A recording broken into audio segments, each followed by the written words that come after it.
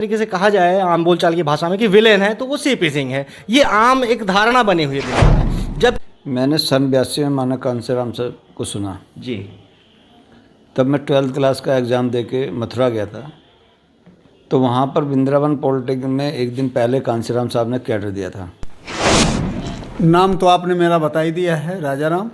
और 93 के लास्ट से एक वर्कर के तौर पे बहुजन समाज पार्टी जी के साथ जुड़ा। माननीय कांसीराम साहब और माननीय बहन जी के टच में रहा। बता दूँ, और बहन जी का ये आदि मतलब वो भी था, भरी मीटिंग में बहन जी ने कहा जब भी दिल्ली में ताकत बनेगी तो हम गुर्जर समाज को दिल्ली प्रदेश का मतलब मुख्यमंत्री बनाएंगे।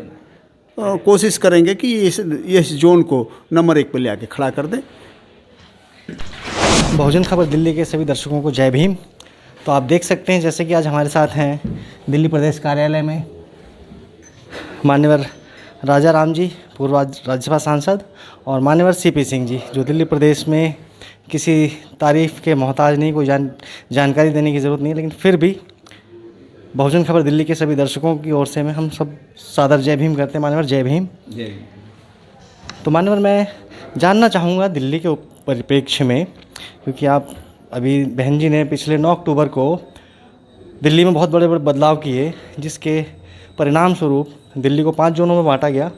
और जहाँ तक मेरी जानकारी, पता नहीं मैं सही हूँ या नहीं हूँ, वो आप मुझे करेक्ट कीजिएगा, कि जोन नंबर 3 में आप 3 लोग हैं, राजा राम जी, सीपी सिंह जी और योगेश कुमार जी। आप लोगों को 12 विधानसभाएँ दी गई हैं, तो क्या मैं सही हूँ? नहीं, 4 लोग हैं। अच्छा, मास्टर जगदीश जी भी हैं। अच्छा, मास्टर जगदीश जी। तो बहुत सी चीज़ें देखिए जो हम तक नहीं पहुंच पाती, हमारे दर्शकों तक नहीं पहुंच पाती, तो हम उन्हीं को पहुंचाने का प्रयास करते हैं। तो हम इंटरव्यू में इस समय शुरुआत करते हैं। सबसे पहले मेरा जानना ये है, हमारे दर्शकों को जानना ये है कि माननीय राजा राम जी हमारे पूर्व सांसद हैं, बसपा के बहुत बड़े कद्दावर हैं, बहन जी के विश्वास पात्र हैं, ये बात तो हम जानते हैं। लेकिन बहुत से लोग जो दिल्ली के वासी हैं, जो दिल्ली के परमानेंट बाशिंदे हैं या नई युवा पीढ़ी के जो लोग हैं, वो लोग नहीं जानते हैं। तो मान्यवर मैं सबसे पहले आपका थोड़ा छोटा सा परिचय जानना चाहूँगा कि आपका बैकग्राउंड क्या है, कैसे आपको इतने अहम पदों तक जिम्मेदारी मिलने का जो काम हुआ है, बहन जी के विश्वास पात्र आप जो बने हैं। क्योंकि जहाँ तक मेरा अंदाज़ा है, बसपा में कोई भी पूंजीपति और धन्ना सेठ तो है नहीं, सभी सामान्य कार्यकर्ता हैं और बेहद ज़मीन से उठ करके ऊपर तक पहुँचे हैं। तो मैं छोटा सा परिचय जानना चाहूँगा। जी मान्यवर। नाम तो आपने मेरा बता ही दिया है, राजा राम। और 93 के लास्ट से एक वर्कर के तौर पे बहुजन समाज पार्टी जी के साथ जुड़ा। माननीय कांसीराम साहब और माननीय बहन जी के टच में रहा और एक वर्कर के तौर पे रहा, और एक वर्कर के तौर पे काम करता रहा। और कभी मुझे लगता है कि हमें खुद पता नहीं कि कब कब हमारा कद बहन जी बढ़ाती गई। लेकिन आज भी मैं कहूँ, आप लोग भले माने कद्दावर ये वो, लेकिन मैं तो आज भी मानता हूँ कि हमारी नेता का इतना स्नेह और प्यार है कि उसके तहत आज हम 12 विधानसभा और ये कहें कि तमाम स्टेटों में उन्होंने जिम्मेवारी लगाया, उस पर हम काम कर रहे हैं।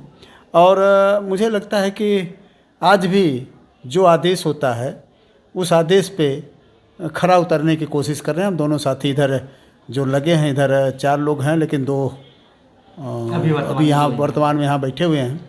तो हम कोशिश कर रहे हैं कि जो बहन जी ने यहाँ पे जिम्मेवारी दी है कि 12 की 12 विधानसभाओं में हमने जो कैंडिडेट है वो हमारा अच्छा कैंडिडेट हम सेलेक्ट करें और समीकरण में फिट बैठे और चुनाव लड़ाएं। और इस बार दिल्ली में जो बहन जी ने हम लोगों पे उम्मीद रखा है, उस उम्मीद के खरा उतरें, ये कोशिश हमारी हो। जी बहुत बहुत धन्यवाद मान्यवर। अभी दिल्ली के सवाल तो मैं करूँगा, अभी तो ये सिर्फ आपका परिचय जानना चाहता है कि आपका बैकग्राउंड कहाँ से उठ करके आप कहाँ तक आ सकते हैं।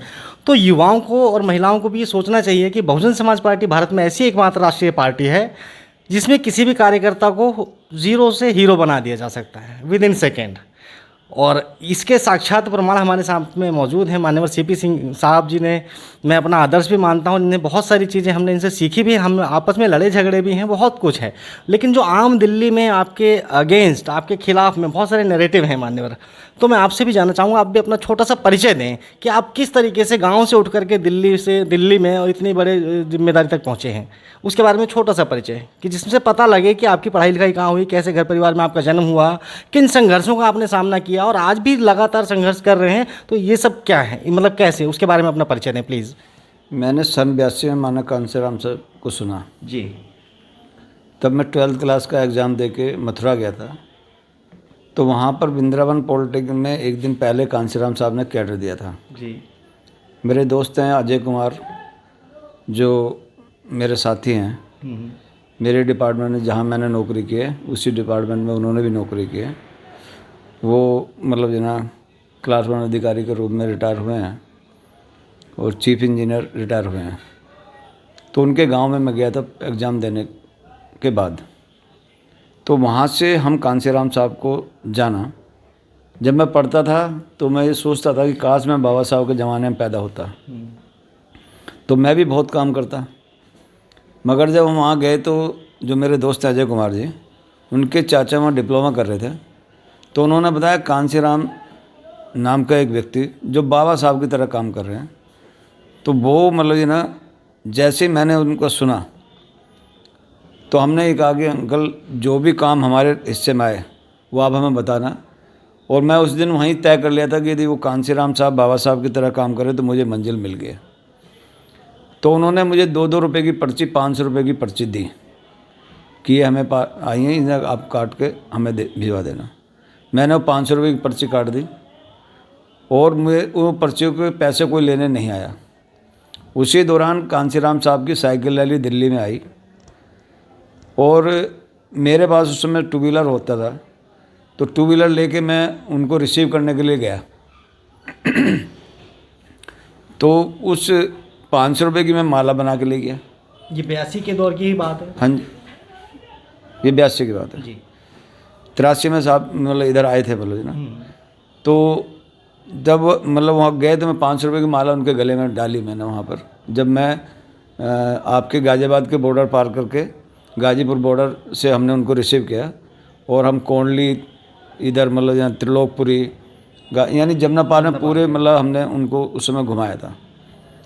तो उस समय हम 500 रुपये की माला डाली। तो मैं तो 5 फुट का आदमी, 5 फुट 3 इंच का आदमी हूँ, कांसीराम साहब तो 6 फुट से ज़्यादा लंबे चौड़े, पर्सनैलिटी उनकी बिल्कुल गजब। तो जब मैंने 500 रुपये की माला उनको डाली तो उन्होंने मुझे भी ऊपर से नीचे तक देखा और पूछा कहाँ से लाया। तो मैंने उनको बताया कि सर ऐसे ऐसे मतलब जो ना मेरी पर्ची थी वो काट गई, वो मैंने आपको दी है। वो दिन है और आज का दिन है, मैंने कभी पीछे मुड़कर नहीं देखा। मैंने अपनी विधानसभा से काम शुरू किया जी। जहाँ मैंने कहा भाई मुझे काम दो, मैं लेखा जोखा अधिकारी बनना चाहता हूँ। तो यानी लेखा जोखा अधिकारी कोई पद नहीं था, मगर मैं अपनी विधानसभा मंडावली विधानसभा क्षेत्र था, वहाँ का जितने भी एजेंडे निकालने वो मैं निकालता था। जितना भी उनका चंदा है उनको मतलब उसे इकट्ठा करके हिसाब देना, ये सब मैं करता था। और धीरे धीरे हम लोग काम करते रहे। इसी दौरान 89 में कांसीराम साहब ने जमुना पार से चुनाव लड़ लिया जी। एच.के.एल. भगत के खिलाफ जी। चुनाव चिन्ह ऊँट था। और मैं कौन से सन की बात है? ये 89। हाँ जी।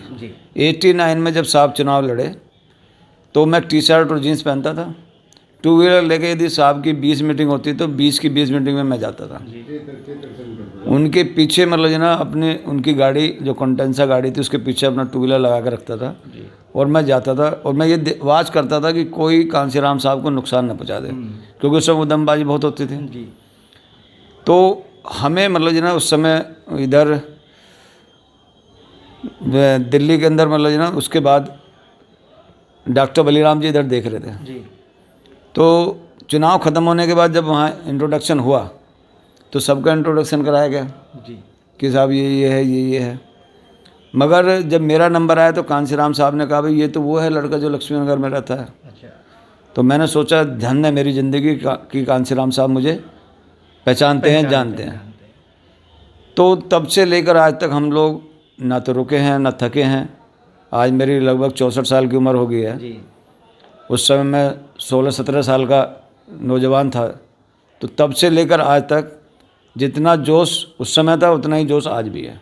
अच्छा, एक चीज़ और पूछना चाहूँगा, एक नेचुरल क्वेश्चन, कि क्या उस समय आपने कुछ सोचा था कि भाई मुझे कुछ मिलेगा आगे चल के, या ऐसा मन में कुछ आया कि आज अगर मैं इस पार्टी के साथ या मान्यवर साहब कांशीराम के साथ काम कर रहा हूँ, क्योंकि उस समय तक तो बसपा का कोई अस्तित्व नहीं था, है ना, कुछ कोई पॉलिटिकल पावर नहीं थी, कोई ऐसा नहीं था कि कुछ आने वाले टाइम में कुछ मिलेगा, तो ऐसी वो क्या चीज़ थी जिसने आपको प्रेरित किया? देखिए, कांशीराम साहब का जो सबसे बड़ा कॉन्सेप्ट था कि इस देश के अंदर आपकी माँ बहन बेटियों की इज्जत लुटती है। जी। आपके माँ बाप का इस देश के अंदर जाति के आधार पर अपमान होता है। तो इसका बदला कौन लेगा? जी। यदि आप सत्ता में नहीं आएंगे या आप मतलब इस मूवमेंट को, जो बाबा साहब का मूवमेंट, इससे नहीं चलाएंगे तो आपका भला नहीं हो सकता। तो हम इसलिए आए थे उस समय मूवमेंट के कि भाई हमारी माँ बहन बेटियों की इज्जत लुटती है। तो वो यदि गांव देहात में किसी की लुटती है तो समझ ले मेरी बहन बेटी है वो। तो उस लड़ाई को लड़ने कोई सोचता भी नहीं, ख्वाब में भी नहीं सोचता था कि हम लोग सत्ता तक पहुँचेंगे। जब मैं मतलब लोगों के, अपने बुजुर्गों के बीच में जाता था और हम उनसे जय भीम करते थे तो वो बोलते थे कि बेटा देखो सब कुछ ठीक है, ये जय भीम तो तुम्हारा ठीक है, पर तुम राम को मत बिसराना। जी। भाई वो राम राम करते थे, हम जय भीम करते थे। तो लोग मजाक भी उड़ाते थे कि तुम्हारे बाप दादा बने हैं जो तुम बनोगे। तो हमने उनकी बात नहीं मानी और वो दिन भी आया कि जो लोग हमारा मजाक उड़ाते थे वो लोग घर चल कर भी आए जब हमारी सरकार बनी। तो हम लोग सत्ता के लिए नहीं आए थे, हम इस समाज में चूल-मूल परिवर्तन के लिए आए थे। जो इस देश का सिस्टम है उस सिस्टम को ब्रेक करने के लिए काम कर रहे थे और आज भी हम उसी के लिए कर रहे हैं। हमारा जो कॉन्सेप्ट है एमपी एमएलए बनना नहीं है, एमपी एमएलए बनाना है। यदि बनाने वाले नहीं होंगे तो बनेगा कौन? जी, मैं अभी आ ही रहा था उस तो इसलिए हम लोग जो मूवमेंट में शुरू से लगे हैं, सन 82 में तो पार्टी नहीं बनी थी। तब तो DS4 बामशिप थी और DS4 थी मतलब जी ना। तो इसलिए मतलब जी ना हम लोग इस देश की जो व्यवस्था है उसको बदलने के लिए आए थे। ठीक है। अच्छा मान्यवर, एक चीज़ और मैं माफ़ी चाहूँगा, मैं रोकना नहीं चाह रहा था, लेकिन क्योंकि हम आजकल डिजिटल वर्ल्ड में हैं तो उसका टाइम का ख्याल रखना पड़ता है।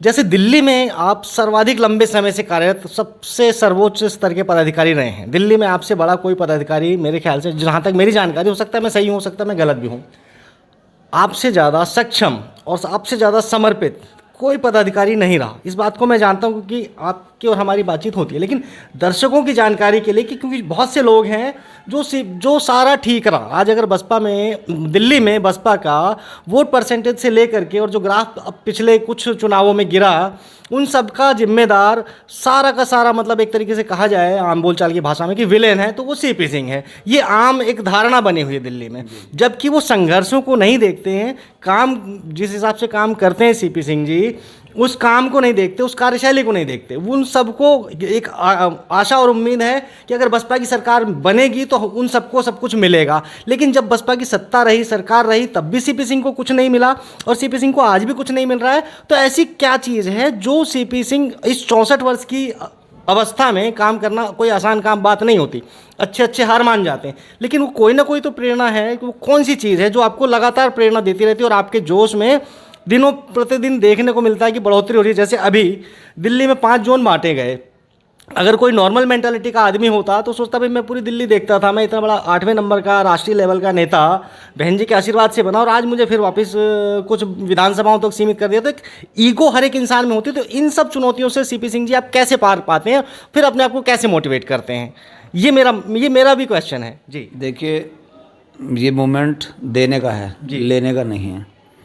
ये कॉन्सेप्ट अपने को क्लियर है जी। और जो मैंने अभी बताया कि हम इस देश के अंदर एमपी एमएलए बनाने के लिए आए थे, बनने के लिए नहीं आए थे। जिनको मौका मिला, मेरे साथ राजा राम जी बैठे हैं जी। हम दोनों ने इसी कमरे से जी, जहाँ हम लोग बैठे हैं, जहाँ इंटरव्यू दे रहे हैं आपके, इसी मतलब छोटे से कमरे से जहाँ कांशीराम साहब रहते थे, यहीं से अपना मतलब जो भी कार्यक्रम शुरू किए हैं। मेरे साथ हम दोनों साथ में थे। एक समय वो भी था, हम 2 व्हीलर पे भी घूमते थे, छोटी मोटी गाड़ी में भी घूमते थे। वो राज्यसभा में भी गए जी। जब उनको पहली बार एमएलसी बनाया तो हमारे बहुत से लोगों ने कहा कि यार आपका नंबर आना चाहिए था, राजा राम जी का नंबर क्यों आ गया? तो बहुत से लोग मतलब ना मतलब नाराज़गी उन्होंने जाहिर की। मैंने उनसे कहा कि तुम लोग नहीं समझते हो, मैं नौकरी कर रहा हूँ, ये कांसीराम साहब भी जानते हैं, बहन जी भी जानती हैं। मैंने शादी भी कर ली, मेरे 2 बच्चे भी हैं। तो उस आदमी ने जिसने अपनी ज़िंदगी दांव पे लगाई, नौकरी छोड़ दी, नौकरी भी नहीं मतलब कर रहे, शादी भी ना करने का व्रत लिया है, तो पहला अधिकार उनका बनता है, तो उनको मौका मिलना चाहिए। तो उनको मौका मिला। उसके बाद वो राज्यसभा में भी गए, राष्ट्रीय उपाध्यक्ष भी बने। तो मेरे लिए तो खुशी की बात थी कि मेरा साथी, मेरे साथ में काम करने वाला साथी मतलब आज उस ऊंचाई पर है, और हम दोनों में से एक तो गया। जी। तो हम तो समाज के लिए काम करने के लिए आए थे। तो आज भी मतलब जो ना हम जब भी मिलते हैं तो हम लोग उनकी मतलब जो ना सोच को की तारीफ़ ही करते हैं कि भाई उन्होंने, बहुत से लोग आए, बहन जी ने जिनको 3-3 बार राज्यसभा में भेज दिया, पता नहीं क्या से मतलब क्या क्या बनाया, सब लोग मैदान छोड़ के भाग गए, मगर वो आज भी मतलब जो ना मतलब इस मूवमेंट को ज़िंदा रखने के दिन रात मेहनत करते हैं। तो हमने अपने महापुरुषों से प्रेरणा ली है कि जिन्होंने अपने 4-4 बच्चे कुर्बान कर दिए, जिन्होंने मतलब जो ना अपना पूरी ज़िंदगी लगा दी, शादी नहीं की, ना कांसीराम साहब ने की, इतने ऐसे व्रत लिए मतलब जो आम आदमी ले ही नहीं सकता था। तो वो सारी चीज़ हमने उनके त्याग और तपस्या को देखा है। आज बहन जी के मतलब संघर्ष को भी देखा है, कांसीराम साहब के संघर्ष को भी देखा है। मतलब मैं और आप वो लोग हैं कि दिल्ली में यदि कोई प्रोग्राम हुआ तो मतलब मेरी गाड़ी मतलब आगे रहती थी, हम दोनों एक गाड़ी में बैठ के मतलब साहब के प्रोग्राम कराने, उनको लाना ले जाना, उस प्रोग्राम के लिए 4-4 बार हम लोग जाते थे। तो हमने उनके मतलब संघर्ष को देखा है, उनके त्याग को देखा है। तो उनके सामने तो हमारा त्याग कुछ भी नहीं है। बिल्कुल सही कह रहे हैं तो आप। हम तो उनके पदचिन्हों पे चलना चाहते हैं, उनकी बात को मतलब आगे बढ़ाना चाहते हैं। तो आज मतलब जो सम्मान हमें मिला है, MP MLA बनने वालों को शायद ना मिले, भूल जाए लोग, मगर संगठन में जो मतलब जो अभी आप कह रहे हैं कि भाई कोई भी मतलब आता है, कोई जाता है, आप लंबे समय से यहाँ काम कर रहे हैं, तो ये मेरी नेता भी जानती है कि मैंने इसे कुछ दिया भी नहीं, उसके बाद भी ये लगातार काम कर रहा है। और कोई भी एक भी आदमी, कहना आसान है, जैसे आप पार्टी को लेकर बहन जी को भी क्रिटिसाइज करते हैं, कांसीराम साहब को भी करते थे, बाबा साहब को भी करते थे, किसको करते हैं? जो ताकतवर होता है, कमज़ोर का तो कोई विरोध करता ही नहीं है। तो उन्हें ये पता है कि भाई ये आदमी, हम जो इसे भगाना चाहते हैं, ये ना तो भाग रहा है, ना ये अपने काम से विचलित हो रहा है, तो वो मतलब और ज़्यादा परेशान है कि भाई तो फिर क्या आखिर में क्या बचता है? आदमी का विरोध बचता है कि भाई विरोध करो, कि विरोध करके मतलब उसको, मगर यदि कोई कमजोरी होती, कोई कमी होती, तो मैं सोचता हूँ जितना विरोध लोगों ने मेरा किया है, तो एक भी चीज़ वो लेके बहन जी के पास में या किसी के पास भी लेके चले जाते, तो अब तक CP सिंह का आता पता नहीं होता। सही बात है। तो इसलिए मतलब वो लोग जानते हैं कि भाई CP सिंह, हाँ मेरा स्वभाव है, क्योंकि मैंने साहब को देखा है, बहन जी को देखा है। बहन जी का भी स्वभाव है टाइट करना, गुस्सा करना, मतलब प्यार भी बहुत करते हैं, हम प्यार भी बहुत करते हैं लोगों से, मगर मूवमेंट में यदि कोई आदमी गलती कर रहा है तो उसको रोकना, उसे टोकना, उसकी गलती को सुधारना, ये मेरी ड्यूटी बनती है। तो इसलिए लोग जो ना मीठी बात करके मतलब लोगों से बात करें, मगर मैं थोड़ा सा कठोर भाषा में का इस्तेमाल करता हूँ। और मतलब मेरा कोई उनसे व्यक्तिगत कोई लड़ाई नहीं है, किसी भी आदमी से मेरी कोई व्यक्तिगत लड़ाई नहीं है। मेरी यदि लड़ाई है या मेरा जो उनसे मतलब कहना है वो यही है कि भाई आप मिशन मूवमेंट के लिए काम करें, और जब हम लोग मिशन मूवमेंट को आगे बढ़ाएंगे तो हम सारे लोग आगे बढ़ेंगे। यदि मिशन मूवमेंट नीचे जाएगा तो हम सारे लोग नीचे जाएंगे। जब तक मेरी चली, जब तक मतलब मुझे, तो उस समय 14.6% रिजल्ट भी लेके आए, एक पार्षद से हमने 17 पार्षद बनाए।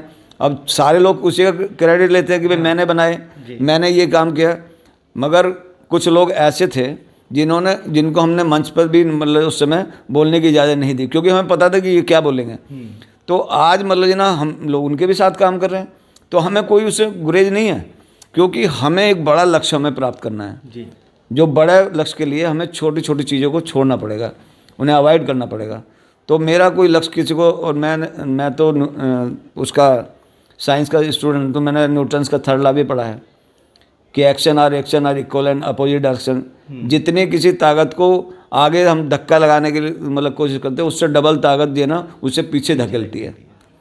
तो मतलब ये तो स्वाभाविक है, ये प्रकृति का नियम है, तो उसे कोई बदल नहीं सकता। तो मेरा माइंड में यह क्लियर है। मुझे तो 28 साल से मतलब 29 साल से डायबिटिक है। एक मतलब जो ना 2007 से मैं मतलब इंसुलिन सुबह शाम लेता हूँ। ना तो मेरे चेहरे से कोई मुझे ये बता सकता है 64 साल का आदमी है, ना कोई ये मेरे चेहरे को देख के बता सकता है कि भाई ये बीमार आदमी है या इससे शुगर भी होगी। तो यहाँ मेरे दिमाग में दिमाग में एक ही चीज़ है कि मेरे महापुरुषों का त्याग और तपस्या, उसे हम बर्बाद नहीं होने देंगे। उसको मतलब अपनी ज़िंदगी लगा कर उसको इस देश के अंदर इस मूवमेंट को हमें ज़िंदा रखना है, खड़ा रखना है। मिलने और ना मिलने के लिए हमने लड़ाई ना लड़ी है। जिनको MP MLA बनना है वो भी यहीं है जी, और जो नहीं बने वो भी यहीं है। पर जो काम मैं कर सकता हूँ हो सकता है वो MP MLA ना करता हूँ, मगर बहन जी मतलब मुझे वहाँ पहुँचाती हैं उस समय, मतलब ऐसे काम सौंपती हैं कि मतलब ये ना वो आदमी ख्वाब भी सोच सकता कि भाई ये CP सिंह यहाँ पहुँच सकता है। अच्छा मान्यवर, एक बहुत तेज सवाल समझ में आ रहा है मुझे कि जैसे परम आदरणीय बहन जी ने आपकी त्याग तपस्या, बलिदान, संघर्ष सब कुछ देखते हुए आपको सबसे जिम्मेदारी वाले पदों पर रखा। इस समय पे जैसे दिल्ली में 5 जून को बांटा गया, तो उसमें से आपको जो 12 विधानसभाएं दी गई हैं, तो ये और लोगों के लिए तो मुश्किल हो सकती है, लेकिन आपके लिए तो ये काम बेहद आसान हो गया है। तो क्या हम इस आने वाले 2025 के विधानसभा चुनाव में उम्मीद कर सकते हैं कि 5 जोन में सबसे बेहतरीन रिजल्ट आपके नेतृत्व वाले जोन का रहेगा? क्या हम ये आशा उम्मीद कर सकते हैं? देखिए, ये मेरी नेता ने जब मीटिंग हुई, जब डिस्ट्रीब्यूशन ये 5 का हुआ, तो ये कह के दिया कि CP सिंह को सबसे कमज़ोर क्षेत्र देना है। तो ये मेरे लिए फ़ख्र की बात है कि मेरी नेता ये जानती हैं कि जहाँ कोई काम नहीं कर सकता वहाँ CP सिंह काम कर जाएगा। तो ये मेरे प्रयास, हम दोनों लोगों का प्रयास है, हम अपनी टीम के साथ पूरा प्रयास कर रहे हैं कि दिल्ली में जोन नंबर 3 पहले नंबर पर रहना चाहिए। ये मेरी पूरी कोशिश है, पूरी ताकत हम लोग लगा रहे हैं और उसके लिए मतलब ना हम दिन रात लोगों के बीच में हैं, अपने वर्कर से तालमेल बैठाते हैं, वर्कर से मतलब की सलाह से उनसे पूछ के किसको लड़ाना है, किसको नहीं लड़ाना है, क्या संगठन बनाना है, कैसे करना है। तो सारा तालमेल कर कर हम प्रयासरत हैं, क्योंकि हाथ में तो जनता के है, मगर हमारे प्रयास में कोई भी मतलब कमी ना है ना रहेगी।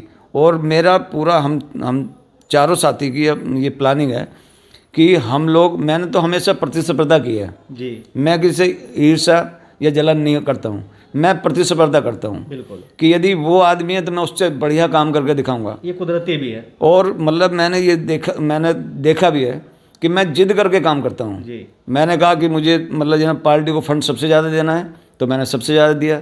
मैंने ये जिद करके रहा कि मैं दिल्ली में रिजल्ट ला के दिखाऊँगा, तो मैं रिजल्ट भी ला के दिखाया। मेरी तमन्ना तो ये भी थी कि भाई मैं मतलब दिल्ली का मुख्यमंत्री बना के दिखा दूँ। और बहन जी का ये मतलब वो भी था, भरी मीटिंग में बहन जी ने कहा जब भी दिल्ली में ताकत बनेगी तो हम गुर्जर समाज को दिल्ली प्रदेश का मतलब मुख्यमंत्री बनाएंगे। मुझे चुनाव भी बहन जी ने एक बार लड़ा दिया, तो मैं चुनाव भी लड़ा। वहाँ भी लोगों ने कहा CP सिंह को 8,500 से ज़्यादा वोट नहीं मिलेगी, मैं लिख के दे रहा हूँ, तो हम लोग राजनीति छोड़ देंगे। और मुझे 3 महीने का मौका मिला, तो मैंने वहाँ 20,104 वोट लिया, आज तक कोई नहीं ले पाया वहाँ पर। तो मैं तो जिद से काम करता हूँ और अभी भी मेरी जिद है कि मेरा जोन मतलब ना हम चारों जो लोग लगे हैं, चारों लोगों का जोन दिल्ली में नंबर 1 पर होना चाहिए, हर कीमत पर होना चाहिए। ये आप देख सकते हैं दर्शकों के लिए कितनी अच्छी बात बताई है कि एक स्वस्थ प्रतियोगिता 5 जोन में अगर इसी प्रकार से हो, जिस प्रकार से, जिस भावना के साथ मान्यवर CP सिंह जी 64 वर्ष की अवस्था में भी काम कर रहे हैं, उनकी जितनी भी टीम के साथी हैं, मान्यवर राजा राम जी हमारे साथ ही बैठे हैं, तो मैं चाहूँगा कि राजा राम जी युवाओं और महिलाओं के लिए, जिसके लिए परम आदरणीय बहन जी ने और माननीय आकाश आनंद भाई ने साफ साफ कहा कि 50% की भागीदारी युवाओं और महिलाओं को दी जाए, तो वो दी भी जा रही है ग्राउंड लेवल पर। लेकिन क्योंकि हमारे पास अपने संसाधन नहीं है, बहुजनों को दिखाने वाले चैनल्स का अभाव है, और शायद यही एक कारण है कि मुझे भी, मैं सक्रिय राजनीति में से हट करके थोड़ा सा ये काम करना शुरू किया मैंने अभी पिछले 3-4 महीने से ही। तो हमारे दर्शक भी जानते हैं कि हमारी भावना क्या है। हमारी भावना है भारत का संकल्प, बसपा ही विकल्प। तो इस भावना के साथ जितने भी काम करने वाले लोग हैं, वो दर्शक भी हमारे उसी भावना के साथ जुड़ने वाले लोग हैं, वही उन्हीं लोगों को जोड़ने की ज़रूरत भी है।